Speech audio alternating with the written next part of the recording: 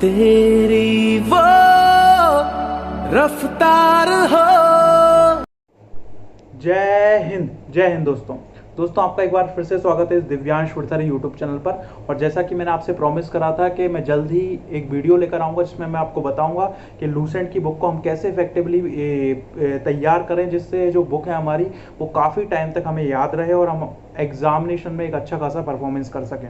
ठीक है, जैसा कि आपने वीडियो में देखा, जो किताबों में रंग है, जो किताबों में रंग भरे हुए हैं, यही वो रंग है जो आपकी ज़िंदगी में रंग लाने वाले हैं। तो दोस्तों सही वक्त है अपनी जान लगा देने का, क्योंकि आपने सुना भी होगा कि जो सरकारी गाड़ी है वो पैसों से नहीं खरीदी जा सकती। तो सरकारी गाड़ी है वो पैसों से नहीं खरीदी जा सकती, वो सिर्फ वक्त से खरीदी जा सकती है। वो सिर्फ वक्त से खरीदी जा सकती है और ये सही वक्त है। तो जान लगा दो, गवर्नमेंट जॉब लेने के लिए अपना जान लगा दो। तो आज मैं आपसे बहुत ही टेक्निकल बातें करने वाला हूँ। ठीक है, इस बुक को कैसे कवर करा जाए। ठीक है, आज से आप इस बुक को बहुत इफेक्टिवली कवर कर पाओगे। ठीक है, दूसरी चीज़ ये है कि जो वीडियो है इसमें मैं एक एक टॉपिक कवर करवाऊंगा। मतलब लूसेंट की बुक काफ़ी बड़ी है और मैं यहाँ पर हवा में बातें नहीं करूँगा। ठीक है, मैं एक एक टॉपिक पे बात करूँगा, एक एक टॉपिक लूँगा और एक टॉपिक के बारे में बात करूँगा कि एक एक टॉपिक को कैसे हम कवर करें। तो आज हम बात करने वाले हैं हिस्ट्री की, और हम हिस्ट्री, लूसेंट की जो हिस्ट्री है हम उसकी बात करेंगे कि लूसेंट की हिस्ट्री को हम कैसे इफेक्टिवली कवर कर सकते हैं। ठीक है, उसके बाद कौन सा टॉपिक आपको करवाना है कवर, कौन से टॉपिक पे मैं वीडियो बनाऊं, वो आप कमेंट बॉक्स में मुझे लिखकर मैसेज कर बताएं। वीडियो के बारे में तो आप ऑब्वियसली कमेंट कर ही करें, बाकी आगे मैं किस लूसेंट के किस टॉपिक पे, किस सब्जेक्ट पे मैं वीडियो बनाऊं, वो आप मुझे कमेंट बॉक्स में मेंशन करके मुझे बता दें। ठीक है, तो सबसे बड़ी चीज़ जो है सर, वो मैं एक चीज़ आपको बता देता हूँ जो आपको याद रखनी है लूसेंट को कवर करने में। पहली चीज़ ये है कि सर ये बुक है। ठीक है, बहुत सारे बच्चे जो गलती करते हैं वो यही गलती करते हैं, या हम ऐसा मान लें 95% बच्चे क्या गलती करते हैं इस बुक को पढ़ते टाइम में। पहली चीज़ आपको याद रखनी है कि बुक कभी याद नहीं हो सकती।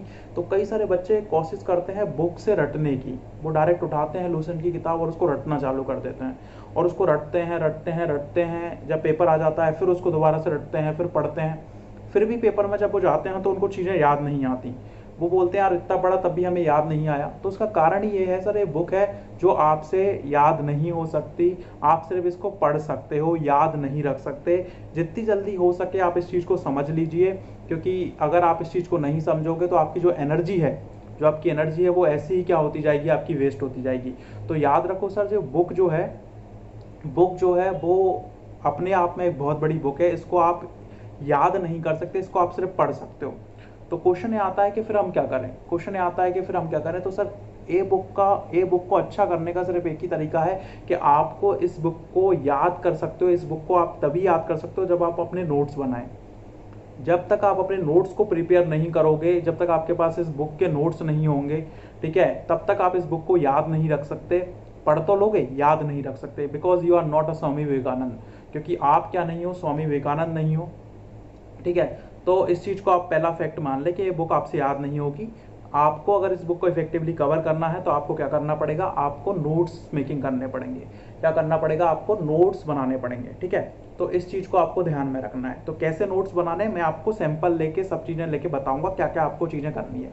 तो पहली चीज़ हम बात करते हैं लूसेंट की हिस्ट्री की। तो लूसेंट की जो हिस्ट्री है, अगर आपको पता होगा तो बहुत ही इनिशियल से स्टार्ट होती है, जहाँ पर हम देखेंगे स्टोन, हम बात करें सर तो स्टोन एज हो गया आपका, उसके बाद आपका इंडस वैली सिविलाइजेशन हो गया, आपके सोर्सेज हो गए आपके, और वैदिक सिविलाइजेशन तक, वहाँ तक की हिस्ट्री आपको स्किप करनी है। मतलब हमें वहाँ तक की हिस्ट्री स्किप करनी है। हमें मेनली हिस्ट्री को पढ़ना कहाँ से स्टार्ट करना है, जहाँ से हमारी डायनेस्टीज चालू होती हैं। अगर हम बात करें हमारी डायनेस्टीज कहाँ से चालू होती हैं, तो जो महाजनपद पीरियड है वहाँ से हमारी डायनेस्टीज क्या है, आपकी चालू होती हैं। कहाँ से चालू होती हैं, जो महाजनपद पीरियड है वहाँ से हमारी डायनेस्टीज क्या होती हैं, आपकी चालू होती हैं। वहाँ तक की हिस्ट्री आपको स्किप करनी है। ऐसा नहीं बोला आपको छोड़नी है, बट अभी स्किप करनी है आपको। क्यों स्किप करनी है, जब हमारा पहले हमको सब इंपॉर्टेंट चीज़ें पढ़नी है। जब हमारी इंपॉर्टेंट चीज़ें हो जाएंगी फिर हम इधर आ जाएंगे, हमको क्या पढ़ना है क्या नहीं पढ़ना हम बाद में बात करेंगे।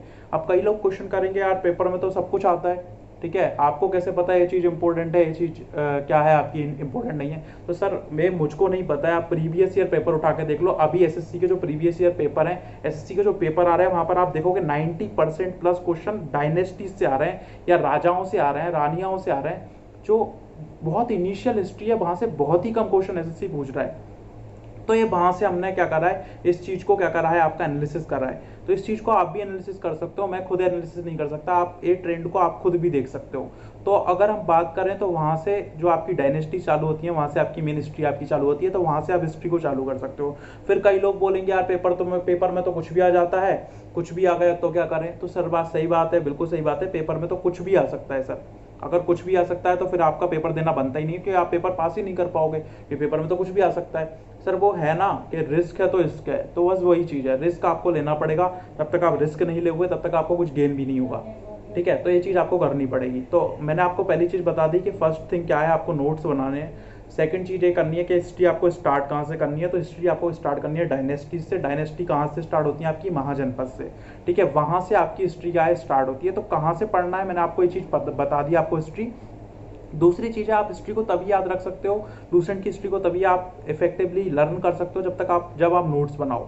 तो अब हम आते हैं अपने मेन मुद्दे पे कि हम नोट्स कैसे बनाएं, क्योंकि तभी हम इस पूरी बुक को कंप्लीट कर सकते हैं अच्छी तरीके से। तो नोट्स हम कैसे प्रिपेयर करें, इस पे हम आ जाते हैं। तो सर कई लोग तो भाई नोट्स बनाने को क्या समझते हैं, कॉपी पेस्ट समझते हैं।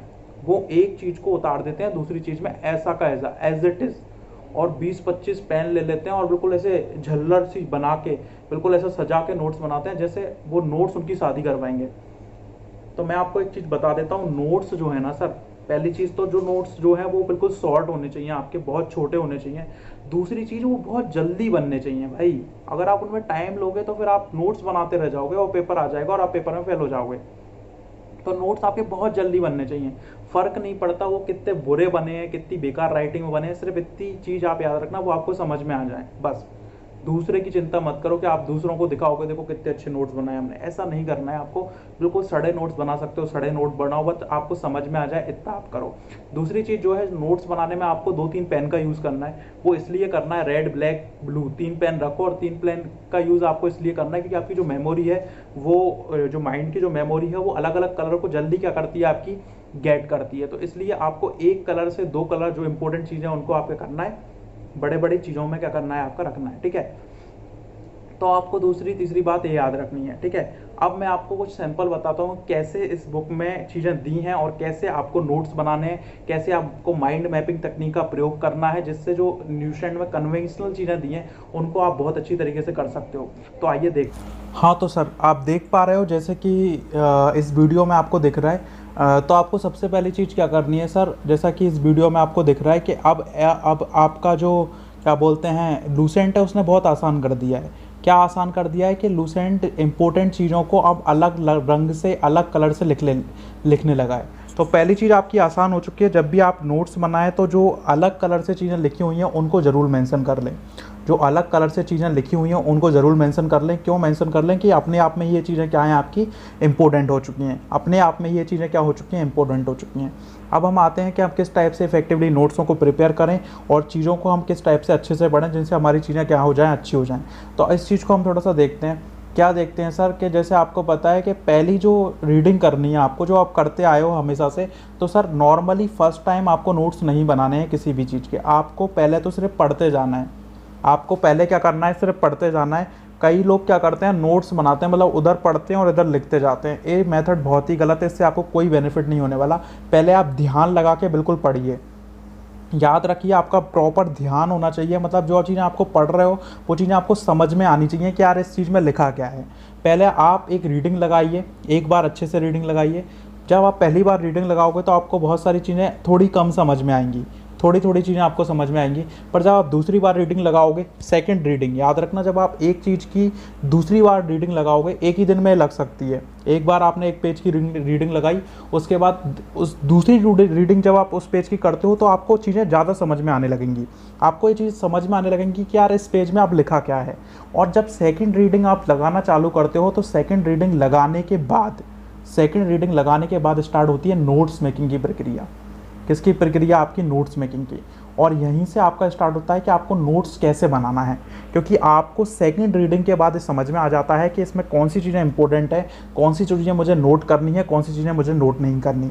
बस सर यहीं से आपका कार्यक्रम स्टार्ट होता है। और कैसे अब आपको सिस्टमेटिकली नोट्सों को बनाना है वो मैं आपको बताता हूँ। तो सर मैंने एक सैम्पल लिया है, एक गांधी जी जहाँ से आए थे, मॉडर्न हिस्ट्री है लूसेंट की, और एक कहाँ की मॉडर्न हिस्ट्री ली है मैंने, जहाँ से गांधी जी ने एंट्री मारी थी भारत में, जहाँ से गांधी जी ने एंट्री मारी थी वहाँ की मैंने हिस्ट्री उठाई है। और आप देख सकते हो ये बिल्कुल कन्वेंशनल टाइप में ऐसे ऐसे ऐसे करके लिखा है। इसको याद करना, इसको बहुत ही मुश्किल टाइप का है यार, मैं भी इसको कभी याद नहीं कर सकता, बट इसको आप कैसे इफेक्टिवली कर सकते हो वो मैं आपको थोड़ा सा दिखाता हूँ, समझो इसको।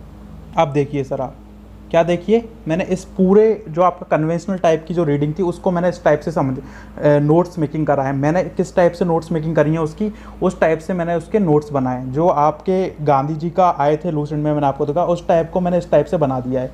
कैसे बना दिया है, मैंने पहले इसको पढ़ा, मैंने क्या पढ़ा कि गांधी जी आए, गांधी जी कब आए, ठीक है, तो मैंने लिख दिया यार गांधी जी कब आए भारत में, ठीक है, तो आप यहाँ से लिख सकते हो गांधी जी भारत में 1915 में, 1915 में गांधी जी की एंट्री हुई। और जैसे ही गांधी जी आते हैं और गांधी जी की एंट्री होने के बाद क्या होता है, गांधी जी 3 मैच खेलते हैं। आप देखोगे कि वहाँ पर लिखा है गांधी जी ने फिर 3 आंदोलन करे, तो गांधी जी ने 3 मैच खेले, मतलब 3 आंदोलन करे, चंपारण, अहमदाबाद और खेड़ा। तो गांधी जी 3 आंदोलन करते हैं। अब गांधी जी के आंदोलन से वहीं पर आप एक चीज़ देखोगे, उन्होंने फैक्चुअल में लिख दिया रॉलेट एक्ट 1919 में आया, पर मैंने देखा, मैंने पढ़ते टाइम में देखा यार गांधी जी से लोग इतने डर गए थे कि इन्होंने क्या करा, एक बहुत ही खतरनाक एक्ट लेकर आए जिसका नाम था रॉलेट एक्ट, जिसका नाम क्या था, रॉलेट एक्ट। फिर मैं थोड़ा सा आगे चला, मैंने जब इसको पढ़ा तो मुझे समझ में आया कि रॉलेट एक्ट की वजह से क्या हुआ, आपका जलियांवाला बाग हत्याकांड हुआ। रॉलेट एक्ट की वजह से क्या हुआ, आपका जलियांवाला बाग हत्याकांड हुआ। वहीं पर ही एक और चीज़ आपकी हुई, कौन सी चीज़ हुई, आपकी खिलाफत आंदोलन हुआ। और इन दोनों चीज़ों से क्या हुआ, आपका नॉन कोऑपरेशन मूवमेंट हुआ। इन दोनों चीज़ों से, मतलब खिलाफत आंदोलन से और आपका जलियांवाला बाग हत्याकांड से क्या स्टार्ट होता है, आपका असहयोग आंदोलन स्टार्ट होता है। तो मुझे ये सब चीज़ें पढ़ने के बाद समझ में आने लगी। मुझे जब ये चीज़ें समझ में आई पढ़ने के बाद, तो मुझे समझ में आई। और उसके बाद फिर मैंने क्या करा सर, माइंड मैप की तकनीक में, जो बहुत ही इफेक्टिव तकनीक है, आप ट्राइंगल का यूज़ कर सकते हो, आप सर्किल का यूज़ कर सकते हो, आप चीज़ों को इस टाइप से यूज़ कर सकते हो कि जब भी आप इनको पढ़ें तो वो आपके माइंड में बहुत टाइम तक रहें। तो मैंने जो कन्वेंशनल चीज़ें लिखी थी, जो फैक्ट लिखे हुए थे, उसको मैंने किस टाइप से जमा लिया, इस टाइप से मैंने उसको जमा लिया। और जब मैं इस टाइप से इस चीज़ों को जमाता हूँ तो आप खुद सोचिए कि वो एक पेज में जो सब चीज़ें लिखी थी उनको याद करना सरल है कि इस टाइप से चीज़ों को याद करना सरल है। सर इस पेज को सिर्फ आप एक बार देखोगे और देखते से ही आपको ये चीज़ें पूरी क्या हो जाएंगी, आपके माइंड में स्टार्ट हो जाएंगी। और जब भी आप इनको याद करने की कोशिश करोगे, तो आपको ये पूरी की पूरी इमेज आपके दिमाग के सामने आएगी, पूरी की पूरी इमेज आपके दिमाग के सामने आएगी। वो चीज़ आपके दिमाग के सामने नहीं आएगी जो कन्वेंशनल चीज़ें वहाँ पर लिखी हुई हैं, ठीक है। दिमाग के सामने क्या आएगा, ये चीज़। आप कोई भी माइंड मैपिंग तकनीक का यूज़ कर सकते हो जिसमें आपका ट्राइंगल आ जाएंगे, सर्किल आ जाएंगे, जैसा भी आप ड्राइंग, जैसी भी आप चीज़ें यूज़ कर सकते हो, नोट्स बनाने में वैसा यूज़ कर सकते हो। बट आपको थोड़ा सा दिमाग लगाना है, दिमाग लगा के आपको चीज़ों को देखना है कि कहाँ से चीज़ें कनेक्ट हो पा रही हैं, कहाँ से चीज़ें एक दूसरे से मिल रही हैं। बस आपको वो चीज़ देख के आपको एक अच्छा सा क्या करना है, फ्लो चार्ट बना देना है। अगर आप फ्लो चार्ट के जरिए वो नोट्स मेकिंग कर लोगे तो ये बहुत आसान हो जाएगा। दूसरा मैं सैंपल आपको दिखाता हूँ, ठीक है, और कई से तो अगला जो सैंपल मैं आपको बताता हूँ तो ये लूसेंट की मिडेवल इंडियन हिस्ट्री है। और मिडेवल इंडियन हिस्ट्री में एक वंश है जिसका नाम है तुगलक वंश। तो ये तुगलक वंश को देखो इन्होंने किस टाइप से लिखा है, बहुत ही कन्वेंशनल वे में लिखा है। और इसको याद करना काफ़ी ज़्यादा मुश्किल है, मतलब पढ़ सकता है एक इंसान पर इन सब चीज़ों को याद कर सकता है, ये बहुत मुश्किल काम है यार। कैसे याद करेगा इन सब चीज़ों को, देखो इन सब चीज़ों को कैसे याद कर सकता है। तो अब क्या करा है, देखो मैंने इसी पूरी चीज़ को क्या करा है, मैंने 1 2 बार 3 बार रीडिंग लगाई और 3 बार रीडिंग लगाने के बाद क्या करा, इसको मैंने चेंज करा अनकन्वेंशनल फॉर्म में। कैसे करा वो मैं आप देखो, उसी चीज़ को मैंने क्या करा, आपका तुगलक डायनेस्टी लिखा। तुगलक डायनेस्टी के बाद मैं फ्लो चार्ट बनाना चालू करा। फ्लो चार्ट में मैंने गयासुद्दीन तुगलक लिखा, गयासुद्दीन तुगलक के नीचे उसके जो वर्क थे उसको थोड़ा अंडरलाइन करके लिखा। साथ ही साथ फिर मैंने क्या करा, मोहम्मद बिन तुगलक लिखा। मोहम्मद बिन तुगलक का जो भी काम था वो लिखा। और उसके बाद बेहतरीन तरीके से मैंने फ्लो चार्ट के जरिए गोला सर्किल करके उसके कामों को लिख दिया। सर्किल करके जो भी उसमें काम लिखे थे, जो भी उसके फैक्ट मुझे दिखते गए लूसेंट वाले, वो मैंने उसको सर्किल करके बना दिए। और सर्किल करके बना दिया, जो भी इंपॉर्टेंट चीज़ें बनी वहाँ पर मैंने सर्किल बना दिया। और अब जब मैंने ऐसा कर दिया है तो सर ये चीज़ें हाईलाइट हो गई हैं। ये क्या सब चीज़ें क्या हो चुकी हैं, हाईलाइट।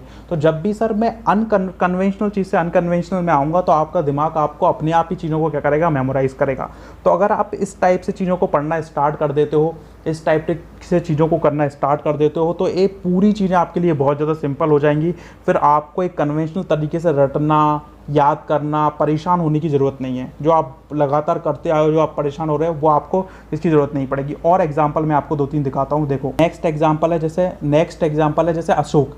अशोक के बारे में बहुत कन्वेंशनल चीज़ें दी हुई हैं कि अशोक क्या था, अशोक कहाँ का राजा था, और इस टाइप से सब चीज़ें अशोक के बारे में दी हुई हैं। ये बहुत ही कन्वेंशनल तरीका है, बट आप कैसे इसको इफेक्टिवली कर सकते हो, कैसे आप लर्न करने के लिए आप बना सकते हो, इसको आप थोड़ा सा देखिए। अब देखो, अशोक था तो मैंने पहले ऊपर लिख लिया भैया अशोक क्या है, तो अशोक के बारे में पहले मैंने पूरा ऊपर मेंशन कर दिया कि अशोक ने ये सब चीज़ें करी।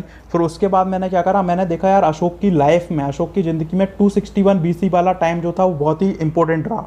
क्यों रहा? क्योंकि उसने एक कलिंग वॉर रखा। क्या लड़ा? कलिंग वॉर उसने क्या करा, लड़ा। और वहाँ पर मुझे दिखता है कलिंग वॉर का जिक्र कौन से शिलालेख में अशोक ने किया है, तो 13वें शिलालेख में उसने इसका जिक्र करा है। तो वहीं पर मैंने इस चीज़ को मेंशन कर दिया। तो मैं इस चीज़ को अब कभी नहीं भूल सकता क्योंकि मैंने इसको अलग टाइप से मेंशन करा है। तो 261 बीसी में कलिंग वॉर हुआ, 13वां रॉक एडिक्ट वहाँ पर बना, इसमें 13वें रॉक एडिक्ट में ये चीज़ मेंशन है। और उसके बाद जैसी 261 बीसी में सब चीज़ें हुई, उसके बाद अशोक का ज़िंदगी पूरी तरीके से बदल गई। कैसे अशोक की ज़िंदगी बदल गई? क्योंकि उसने बुद्धिज़्म को अपना लिया। बस जैसे उसने बुद्धिज़्म को अपनाया, उसके बाद उसके कई सारे काम स्टार्ट हो गए। तो कौन कौन से काम थे? उसने कई सारे एडिक्ट्स बनाए, उसने शिलालेख कई सारे जारी कर दिए। तो वो क्या क्या थे उसके बाद फिर मैंने लिख लिया। मैंने यहाँ पर यूज़ कर लिया सर्कल का यूज़ कर लिया, ट्राइंगल का यूज़ कर लिया, डिफरेंट चीज़ों का यूज़ कर लिया। जो चीज़ें मुझे दिखी कि यार जो चीज़ें इंपॉर्टेंट थी वो चीज़ों को मैंने क्या कर दिया, आपका स्टार लगा के क्या कर दिया, मेंशन कर लिया, जिससे जब भी मैं पेपर में पढ़ूंगा तो मुझे याद रहेगा यार ये चीज़ इंपॉर्टेंट है। तो ऐसी चीज़ें आप कर सकते हो, ऐसी चीज़ें करके आप कन्वेंशनल तरीके को अनकन्वेंशनल बदल सकते हो और इस बुक को आसानी से क्या कर सकते हो, ईजिली क्या कर सकते हो। ठीक है, समझ गए आप लोग? सर जो एक चीज़ जो आपने देखी है, जो छोटी छोटी डायनेस्टीज होती हैं, छोटी छोटी डायनेस्टीज का मतलब ये हो गया यार, जो छोटे छोटे राजा होते हैं, जैसे पाल हो गए, आपके चंदेल हो गए, आपके चौहान हो गए, आपके सिसोदिया हो गए आपके, ठीक है। तो ये जो छोटे छोटे वंश आपको देखने को मिलेंगे, कई सारे छोटे छोटे वंश हैं। तो आप इनके लिए क्या कर सकते हो, ये चीज़ याद रखना कि सिर्फ ये छोटे छोटे जो वंश हैं उनमें सिर्फ आपको फाउंडर याद रखने हैं कि इसका फाउंडर कौन था और इस वंश का क्या था, एंड कौन ने कराया, लास्ट राजा कौन था। फाउंडर आपको सबका याद रखना है और इनका रीजन याद करना है। तो अगर ये छोटी छोटी डायनेस्टीज हैं उनको आप इस तरीके से भी क्या कर सकते हो, लिख सकते हो। इनके नोट्स आप इस तरीके से बना सकते हो, मैप के जरिए बना सकते हो। आप इसका सैंपल आप देख सकते हो किस टाइप से इनका नोट्स आप क्या कर सकते हो, प्रिपेयर कर सकते हो। इससे आपके नोट्स बहुत जल्दी भी तैयार हो जाएंगे और जब आप इनको पढ़ोगे तो हाल की हाल आपका रिवाइज भी हो जाएगा। ठीक है, तो आप इस तरीके से भी इसको क्या कर सकते हो, कर सकते हो। जैसा कि हमने पढ़ा कि हम जो छोटे छोटे वंश होते हैं, तो छोटी छोटी डायनेस्टीज़ होती हैं, उनको आप कैसे इफेक्टिवली लिख सकते हो। ये बहुत छोटी छोटी डायनेस्टीज़ हैं। तो मैंने जैसे आपको बताया कि छोटे छोटे जो वंश हैं उनमें सिर्फ आपको क्या याद करना है, उनमें सिर्फ आपके फाउंडर्स उनके याद करने हैं और एक आध अगर इंपॉर्टेंट फैक्ट आपको देखने को मिलता है बुक में से तो वो, तो उसके जरिए आप क्या कर सकते हो, उन सब चीज़ों को आप क्या कर सकते हो, मैप में भी प्लॉट कर सकते हो। अब मैप में प्लॉट करने से क्या आसानी होगी, मैप में प्लॉट करने से दो चीज़ें होंगी। एक तो इनका आपको रीज़न पता होगा, एक तो आपको इनकी जगह पता होगी कि अगर जगह से कोई क्वेश्चन आते हैं कि फलानी डायनेस्टी कहाँ की डायनेस्टी थी, फलाना वंश कहाँ का वंश था, तो इससे आपको आसानी होगी, आप आराम से बता सकते हो, आराम से लोकेट कर सकते हो कहाँ का फालतू का वंश था। दूसरी चीज़ क्या होगी, आपको आसानी होगी रिलेट करने में कि कौन सा अजमेर था, दिल्ली कहाँ पर थी, दिल्ली का राजा कौन था आपका, चौहान वंश कहाँ से आया आपका, सेन वंश कहाँ से आया। तो ये छोटे छोटे वंश थे, वो अगर आप देखोगे तो कन्वेंशनल बुक में आपको 3-4 पेजों में दिखेंगे, पर आपने इन सब वंशों को एक पेज में आराम से कर लिया। तो ऐसी चीज़ें आप आराम से कर सकते हो जिनमें मैप बन सकता है, वहाँ पर आप मैप भी बना सकते हो और लोकेट कर सकते हो। तो ये जो तरीका है सर, बहुत ही इफेक्टिव तरीका है, इसको आप यूज़ कर सकते हो। इनको यूज़ करने के बाद आप आसानी से चीज़ों को क्या कर सकते हो, पढ़ सकते हो, याद कर सकते हो।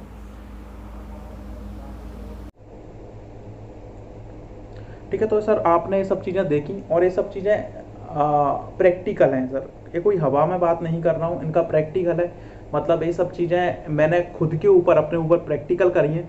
और अगर आप इस तरीके से ये चीज़ें करोगे, अगर आप इस तरीके से ये चीज़ें करते हो तो आई एम टेलिंग यू, मैं आपको ये चीज़ बता रहा हूँ कि आपको फिर दोबारा इस बुक को देखने की ज़रूरत नहीं पड़ेगी। जब भी आप पेपर को रिवाइज करने के लिए जाओगे या पेपर आएगा तो अपने नोट्सों को 4-5 बार पलटिए और आपका माइंड आपको फिर ये चीज़ें भूलने नहीं देगा। मतलब आपको ये चीज़ें जो है वो बहुत ही आसानी के साथ क्या हो जाएंगी, याद हो जाएंगी। तो इस चीज़ को आप बहुत अच्छी तरीके से इस टाइप से कर सकते हो, आप पूरी हिस्ट्री को बहुत इफेक्टिवली तैयार कर सकते हो इस मेथड के जरिए। तीसरी चीज़ है कि जो लोग मेरा बैच ज्वाइन करना चाहते हैं वो मेरा बैच ज्वाइन कर सकते हैं। मेरा बैच 28 तारीख से स्टार्ट हो चुका है। मेरे साथ अगर पढ़ना चाहते हैं इफेक्टिवली, जीएस को एक अपना स्ट्रॉन्ग पॉइंट बनाना चाहते हैं, जिनका जीएस कमजोर है वो मेरे साथ पढ़ सकते हैं। हमने बहुत ही अच्छी तरीके से जीएस को कवर करा है। 28 तारीख से कोर्स स्टार्ट हो चुका है। जिनको भी एनरोलमेंट करना है वो मेरे नंबर पर मुझे मैसेज कर दें। Thank you so much.